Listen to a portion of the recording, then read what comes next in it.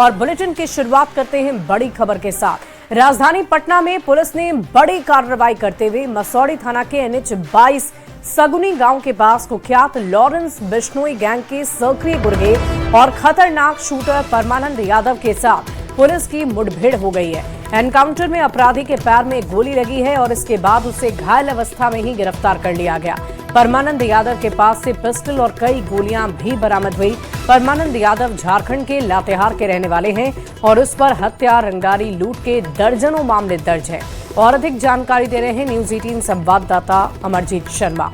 तो देखिए, पटना में पुलिस और अपराधी के बीच मुठभेड़ हुई है। ये बड़ी खबर आपको बता रहे हैं। बड़ी कार्रवाई की गई है। मसौढ़ी थाना के NH 22 सगुनी गांव के पास कुख्यात लॉरेंस बिश्नोई गैंग के सक्रिय गुर्गे और खतरनाक शूटर परमानंद यादव के साथ पुलिस की मुठभेड़ हो गई है।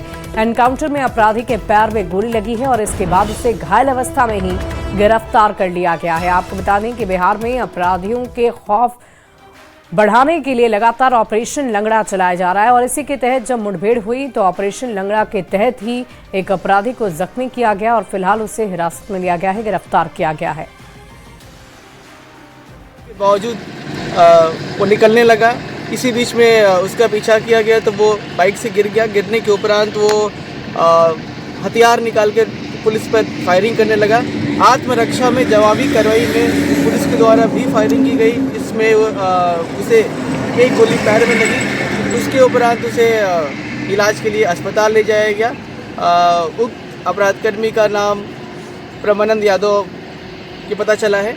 यह लातेहार झारखंड का रहने वाला है। यह इसके विरुद्ध 17-18 से भी ज़्यादा आपराधिक मामले दर्ज है, जिसमें हत्या, डकैती, लूट, आर्म्स एक्ट तमाम प्रकार के कांड है। इसका संबंध राहुल सिंह गिरोह से बताया जा रहा है और यह भी पता चल रहा है कि Rahul Singh gang Lawrence Bishnoi gang से भी संबंधित है। यह अपराधकर्मी अभी तक जो इन्फॉर्मेशन प्राप्त हुई उसके हिसाब से विदेश यात्रा भी कर चुका है। एक बहुत बड़े नेक्सस से इसका संबंध प्रतीत होता है। बाकी इन्वेस्टिगेशन का पार्ट है। हम मौजूद हैं मसौढ़ी में और मसौढ़ी में ही बिश्नोई गैंग के गुर्गे परमानंद यादव जो लातेहार का रहने वाला था और दर्जनों केस हत्या, रंगदारी, लूट के उस पे दर्ज हैं, उसकी सूचना मसौढ़ी पुलिस को मिली कि यह जहानाबाद की तरफ भाग रहा है और यही मसौढ़ी पुलिस ने उसे जो है घेरने की कोशिश की, लेकिन पीछा करने के दौरान वो यहीं पर गिर गया और यहीं पर जो है गिरने के बाद पुलिस पर जो है वो फायरिंग शुरू कर दिया और पुलिस ने जब जवाबी कार्रवाई किया तो उसके पैर में गोली लगी और यही मसौढ़ी पुलिस है जिसने जो है इस इनकाउंटर को अंजाम दिया है। ये थाना अध्यक्ष है मसौढ़ी और इनका पूरा गैंग जो है इन्हीं के साथ मुठभेड़ हुआ था और ये लोगों के मुठभेड़ में जो है बिश्नोई गैंग का जो गुर्गा है वो यहीं पर उसे जो है गोली लगने के बाद, इनकाउंटर की गोली पैर में लगने के बाद जो है उसे गिरफ्तार कर लिया गया और उसे अस्पताल में भेजा गया है। झारखंड का कुख्यात परमानंद यादव यहाँ मसौढ़ी इलाके से गुजर रहा है तो पुलिस पहले से घात लगाए हुए थी और इसका पीछा करने लगी, लेकिन पुलिस पर ही वो गोली चलाने लगा। यहाँ जो स्थानीय लोग हैं हम उनसे भी बात करने की कोशिश करते हैं कि क्या क्या हुआ है यहाँ पर। हम सब जब आए तो सिर्फ प्रशासन आए हुए थे। हाँ। और तो डेड बॉडी था नहीं यहाँ पर कोई, तो हम सब प्रशासन को देखे। घायल हुआ है कोई अपराधी? घायल हुआ है, सुनने में आया है कि गोली चला है, उसके बाद लगा भी है उसको। सुबह का घटना है। बाकी तो हम सब आए तो यहाँ सिर्फ खाली प्रशासन थे। हम लोग को तो अभी साच पता नहीं चला, पूर्णतः पता नहीं चल रहा है, लेकिन SP साहब, मसौढ़ी थाना प्रभारी SP सारे लोग आए हुए थे। दोनों तरफ से गोली चला है। अभी पूर्णतः हम लोग को जानकारी नहीं है। कौन सा ये जगह है? ये सगुनी गांव हुआ, मसौढ़ी में सगुनी पड़ता है। वो सगुनी गांव के पास में लाला बिघा आगे सगुनी गांव का सब है। लाला बिघा सगुनी के बीच में, सगुनी के बीच में। तो लाला बिघा और सगुनी के बीच में जो है ये सगुनी का इलाका पड़ता है और यहीं पे जो है पुलिस के साथ अपराधी का इनकाउंटर हुआ है। मसौढ़ी से न्यूज 18 के लिए अमरजीत शर्मा। बढ़ते आगे, पटना में जहानाबाद की छात्रा संवेदना के साथ हुई दरिंदगी और मौत के मामले में पुलिस अब तक अंधेरे में तीर चला रही है।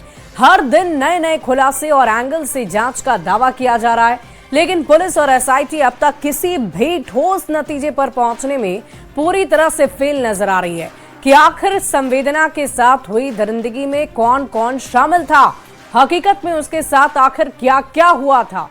परिवार के आरोपों को भी एसआईटी तरजीह नहीं दे रही है और यही वजह है कि पुलिस अब तक ना तो हॉस्टल संचालिका नीलम अग्रवाल को ढूंढ पाई है और ना ही शुरू में ही इस पूरे मामले को गलत दिशा देने वाली एसएचओ रोशनी कुमारी से कुछ उगलवा सकी है।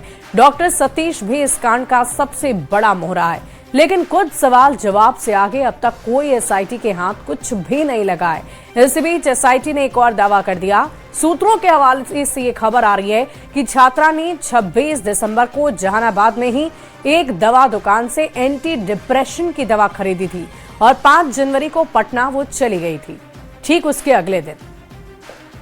अब सवाल यही है कि आखिर पुलिस और एसआईटी क्या जांच कर रही है। अगर छात्रा किसी वजह से नशीली दवा लेती थी या डिप्रेशन की दवा लेती थी तो इसका उस छात्रा के साथ हुई दरिंदगी से आखिर क्या वास्ता है, क्या कनेक्शन है, ये क्या जानने की कोशिश की पुलिसकर्मियों ने।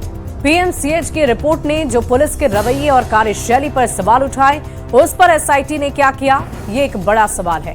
आखिर छात्रा के साथ हुई दरिंदगी के मामले की जांच के बजाय एसआईटी उस छात्रा के इतिहास और व्यवहार पर पीएचडी क्यों कर रही है? क्यों ये जानने की कोशिश नहीं की जा रही कि इस पूरे मामले में ये तो तय हो गया है रिपोर्ट से कि उसके साथ दुष्कर्म हुआ है, रेप हुआ है, तो आखिर क्यों ये नहीं जानने की कोशिश की जा रही है कि कौन है उसके गुनहगार? एम्स की रिपोर्ट से पहले जल्दबाजी में क्यों दिख रही है पुलिस और एसआईटी? एफएसएल के साथ तालमेल में क्यों कमी नजर आ रही है? ये तमाम सवाल ऐसे हैं जो एक बड़ा संदेह पैदा करते हैं। संवेदना की डीएनए रिपोर्ट और विसरा रिपोर्ट में क्यों देरी हो रही है? सबसे बड़ा सवाल तो ये है कि आखिर संवेदना की मौत का सच और गुनहगारों का चेहरा कब बेनकाब होगा? क्यों इस पर सख्त रवैया अपनाकर कार्य नहीं किया जा रहा? जांच पड़ताल आगे नहीं बढ़ाई जा रही? आखिर क्या है ये पूरा मामला? ये पुलिस जो समझाने की कोशिश कर रही है, ये हमें भी नहीं समझ आ रहा कि आखिर उसके डिप्रेशन की दवा, नशीली दवा, ये सारी चीजों से क्या लेना देना है। और देखिए, और संवेदना की मौत मामले में कई पहलू हैं जिसके जवाब मिलने अभी बाकी हैं और अब तक की जांच में एसआईटी ने इन एक भी सवालों का जवाब नहीं दिया और ना ही अब तक इस दिशा में कोई जांच की बात सामने आई है। छात्रा के बीमार होने की सूचना आखिर कब मिली? ये सवाल हम बार बार इसलिए कर रहे हैं क्योंकि जब वो अपने कमरे में बेहोश पड़ी थी तो इसकी जानकारी आखिर कब मिली है? एफआईआर कब की गई और कहां पर लीपापोती हुई, इसको लेकर भी कोई जवाब नहीं आ रहा है। छात्रा के कमरे को सील क्यों नहीं किया गया? जब इस तरह का क्राइम सीन होता है, किसी ने आत्महत्या की होती है या किसी की हत्या ही हुई होती है, तो उस जगह को सबसे पहले सील किया जाता है। नियम तो यही कहते हैं, लेकिन इस मामले में ऐसा कुछ भी नहीं हुआ।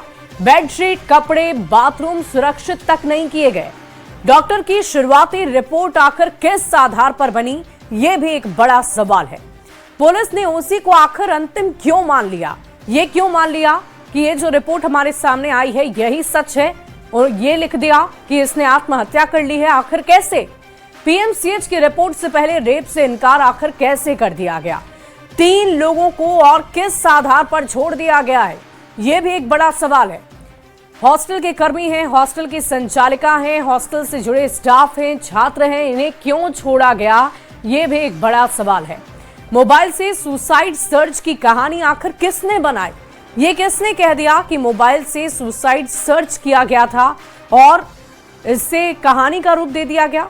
क्या एसएचओ रोशनी कुमारी ने जांच को प्रभावित किया है? ये भी एक बड़ा सवाल है और इन तमाम सवालों के जवाब अभी फिलहाल पुलिस कर्मियों को जल्द से जल्द ढूंढ निकालने चाहिए, क्योंकि उस बच्ची के परिजन लगातार इस उम्मीद में हैं कि जल्द से जल्द उनके बच्ची के गुनहगारों को सजा मिलेगी। देखने वाली बात होगी कि ये जांच पड़ताल कहां तक आगे बढ़ती है। बढ़ते आगे, बक्सर से एक बड़ी खबर आ रही है। सड़क हादसे में 3 युवक की मौत हो गई है। राजपुर के रोहिणी भान के पास यह हादसा हुआ है। बड़ी खबर आपको बता रहे हैं, 2 बाइक की टक्कर में यह हादसा हुआ है। बड़ी खबर आपको बक्सर से बता दें, राजपुर के रोहिणी भान के पास हादसा हुआ। जहां दो बाइक की आपस में टक्कर हो गई है। ये बड़ी खबर आ रही है।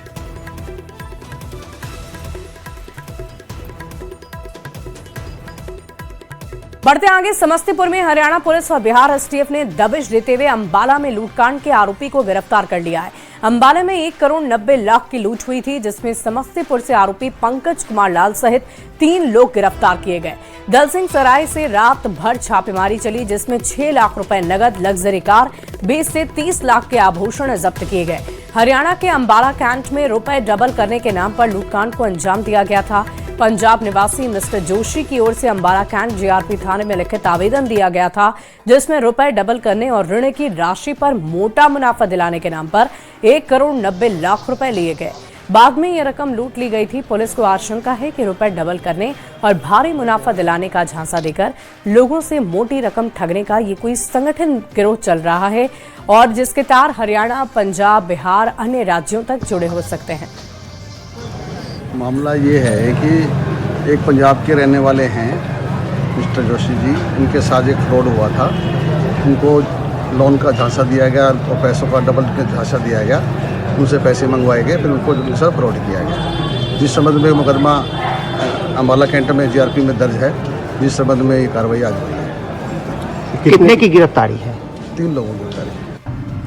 पुराना कोई गोल्ड है जो उसका वैल्यूएशन और वजन जो है उसको जचवाने आए थे हमारे यहाँ। हरियाणा के पुलिस थे और किन्हीं का सामान बरामद हुआ है, उसी का वो वैल्यूएशन लगवाने आए थे हमारे यहाँ।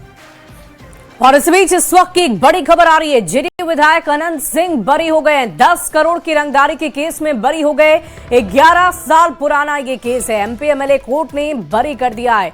सबूतों के अभाव में उन्हें बरी किया गया। 2014 में श्री कृष्णापुरी थाने में केस दर्ज हुआ था। राघवेंद्र प्रताप सिंह ने रंगदारी का आरोप लगाया था और इसी मामले में उन्हें रिहा कर दिया गया है। 10 करोड़ की रंगदारी केस में उन्हें बरी कर दिया गया है। अनंत सिंह पर 11 साल ये पुराना केस है, जिसमें वो आज बरी हो गए हैं। एमपी एमएलए कोर्ट ने उन्हें बरी कर दिया है। ये इस वक्त की बड़ी खबर आपको बता रहे हैं। 11 साल ये पुराना मामला था, जिसमें उनके ऊपर रंगदारी के केस लगे थे, आरोप लगे थे। राघवेंद्र प्रताप सिंह ने रंगदारी मांगने का आरोप लगाया था। बढ़ते आगे, बिहार के मुख्यमंत्री नीतीश कुमार की समृद्धि यात्रा का पड़ाव आज सीवान में है। सीएम आज सीवान को 201 करोड़ की योजनाओं की सौगात देंगे और सीएम सबसे पहले मैरवा जाएंगे, जहां 568 करोड़ रुपए की लागत से बन रहे मेडिकल कॉलेज और अस्पताल का निरीक्षण करेंगे और उसके बाद सीवान के राजेंद्र स्टेडियम में आएंगे। अधिकारियों के साथ समीक्षा बैठक होगी। सीएम के आगमन को लेकर जिला प्रशासन पूरी तरह से तैयार है। समृद्धि यात्रा को लेकर सीएम नीतीश कुमार आज सीवान आ रहे हैं। उनकी आगमन को लेकर सुरक्षा व्यवस्था पूरी तरह सख्त कर दिया गया है। सीएम पटना से हेलीकॉप्टर के द्वारा मैरवा आएंगे, जहां हेलीपैड बना है, और उसके वहां से सीधे सीवान के राजेंद्र स्टेडियम आएंगे, जहां पे संवाद कार्यक्रम करेंगे। तस्वीर आप देख सकते हैं डीएवी कॉलेज की है, जहां सुरक्षा पूरी तरह से सख्त है। तो वही हेलीपैड जो बना है वहां पूरी तरह से विशेष निगरानी रखी जा रही है।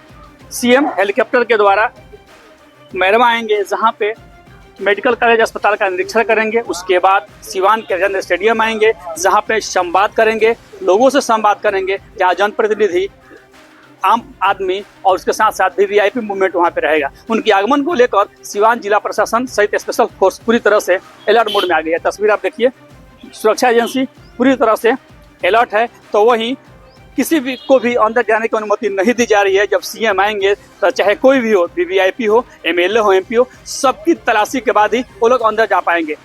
वीवीआईपी का इंटरेस्ट अलग बना हुआ है, वहां भी पूरी तरह से सुरक्षा सख्त कर दिया गया है। आज सीएम नीतीश कुमार सीवान आ रहे हैं, ऐसे में यहाँ करीब 200 करोड़ की योजनाओं को सौगात देंगे। जब प्रगति यात्रा में थे तो कई योजनाओं का उन्होंने शिलान्यास और उद्घाटन किया था। ऐसे में उन कार्यों की भी यहाँ समीक्षा की जाएगी, जहाँ बड़े अधिकारी मौजूद रहेंगे। सीएम की आगमन को लेकर जहाँ सुरक्षा व्यवस्था पूरी तरह सख्त का है, तो वहीं सीवान के लोगों को उम्मीद है कि सीएम के द्वारा एक बार फिर सीवान वासियों को एक बड़ी सौगात मिलेगी। मृत्युंजय सिंह, न्यूज 18 सीवान। और देखिए, मुंबई में बिहार भवन के निर्माण को लेकर राजनीतिक टकराव तेज हो गया है। महाराष्ट्र नवनिर्माण सेना एमएनएस ने इस प्रोजेक्ट का खुलकर विरोध करते हुए कहा कि वो बिहार भवन नहीं बनने देंगे।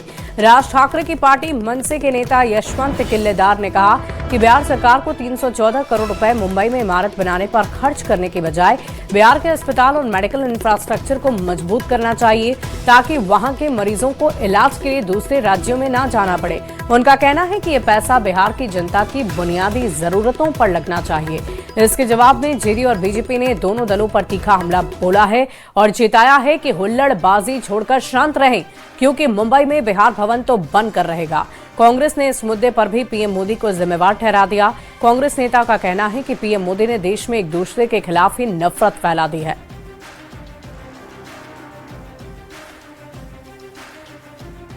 नेताओं की धमकी बताती है कि उन्हें संविधान से ज्यादा गुंडेगर्दी पर भरोसा है। मुंबई किसी एक पार्टी या परिवार की जागीर नहीं है, देश की आर्थिक राजधानी है जहां बिहारियों के खून पसीने से इमारतें खड़ी हैं। जो लोग बिहार भवन रोकने की बात कर रहे हैं वो पहले यह तय कर लें कि वे भारत के संविधान से चलेंगे या क्षेत्रीय नफरत से। नीतीश सरकार और भाजपा किसी धमकी से डरने वाली नहीं, बिहार भवन बनेगा। देश बाबा साहब के संविधान से चलता है, न कि मन से नेता के प्रवचन से। मुंबई में बिहार भवन का निर्माण किसी राजनीतिक पार्टी के मर्जी पर नहीं, बल्कि संवैधानिक प्रक्रिया और कानून के तहत होगा। कुछ लोग मीडिया में बने रहने के लिए ऐसे बयान दे देते हैं। आदरणीय नीतीश कुमार जी सुशासन और आपसी सद्भाव में विश्वास रखते हैं। देखिए, मुंबई में बिहार भवन बनने को लेकर जिस तरह से विवाद खड़ा किया गया है, मनसे के नेता, स्थानीय नेता कह रहे हैं बिहार भवन नहीं बनने देंगे। और बिहार में एनडीए सरकार है, महाराष्ट्र में भी एनडीए सरकार है, केंद्र में भी एनडीए सरकार है। तो बिहार सरकार को अविलंब महाराष्ट्र सरकार से बात करनी चाहिए। प्रधानमंत्री नरेंद्र मोदी जी ने बड़े ही शातिराना तरीके से देश में क्षेत्रवाद, भाषावाद, जातिवाद और संप्रदायवाद को हवा दी है। आप पूरे देश में देखिए, अलग अलग राज्यों में भाषा को लेकर लड़ाई हो रही है, क्षेत्रवाद के नाम पर लड़ाई हो रही है, जाति के नाम पर लड़ाई हो रही है, धर्म के नाम पर लड़ाई हो रही है। ये विभाजनकारी लोग हैं। इन लोगों ने अंग्रेजों के साथ समझौता करके एक बार इस देश का बंटवारा करवाया है। बढ़ते आगे, सीतामढ़ी के बैरगनिया में प्रशासन का बुलडोजर चला है। बैरगनिया के जमुआ गांव में बुलडोजर कार्रवाई के तहत सरकारी जमीन में अतिक्रमण खाली करवाया गया। लंबे अरसे से सरकारी जमीन पर लोग कब्जा जमा कर रख रहे थे, जिसकी वजह से लोगों को आने जाने में परेशानी होती थी। डीएम के आदेश पर स्थानीय लोगों की शिकायत पर इस कार्रवाई को अंजाम दिया गया।